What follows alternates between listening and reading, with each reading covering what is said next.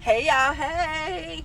You know, this is Pages and Pixels, my cozy corner for books, games, and other hobbies I enjoy. And today we're going to do an update on the book I'm currently reading.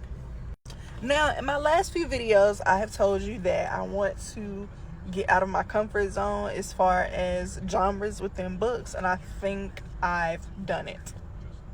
So the book I'm reading is This Cursed House. And this is supposed to be one of those Southern Gothic horror books, and it got me locked in. It has me locked in, and I didn't think that it was gonna have me locked in like it does, but it has me locked in. So let me give you a tiny bit of a bad story. It's not gonna be a spoiler. I'm just gonna give you a little bit to see if you want to read it.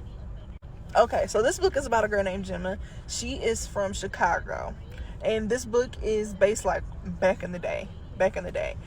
So she is from Chicago. She's had a lot going on in Chicago, and she can see ghosts. So that automatically locked me in. Girl, you can see ghosts, but she's scared.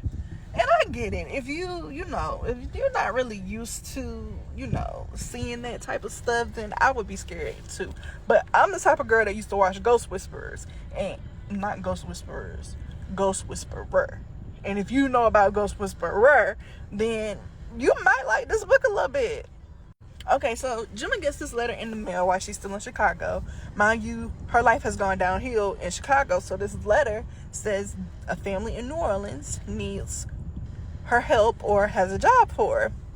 So the first thing she do, she like, oh yes, let me go, let me pack my bags and let me scud out on up out of Chicago, because it's been too much going on. And the too much going on, I'm gonna let you read that to see what happened in the book. Well, my girl gets to New Orleans, and she describing all the stuff she see. And let me tell y'all, when I started reading this book, I started getting hungry, because if you know, New Orleans has the food. The food is so good. And if you disagree, I'm sorry, I can't rock with you. But yes, there's that. So she goes to a restaurant, and she's talking to this lady. She's a waitress. And she tells the waitress where she's going to be working at. And the waitress was like, hold on. Nah, you need to go back home. So for me, that was my first red flag. I was like, no ma'am, you need to go home.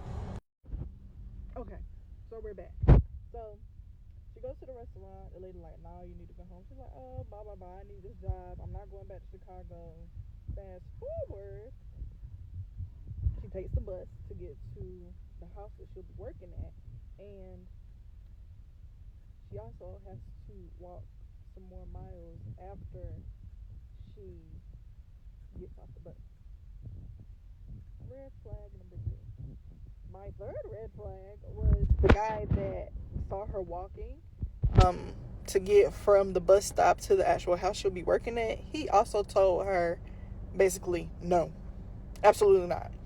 So now I'm like, you know what, what's going on, what's happening, why don't nobody like this family? And she get to the house, and they just saying all types of weird stuff. They dress weird, they look weird, and she just like, I don't know, alright, But because my girl need the money, she like, you know what, I'm gonna go ahead, forget what everybody's saying, I'm gonna still go ahead and work for them.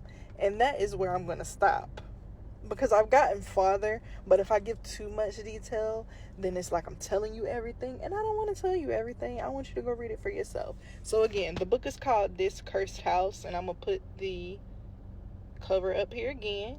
And if you've read this book, let me know. If you haven't read this book, would you read it? Thanks for stopping by.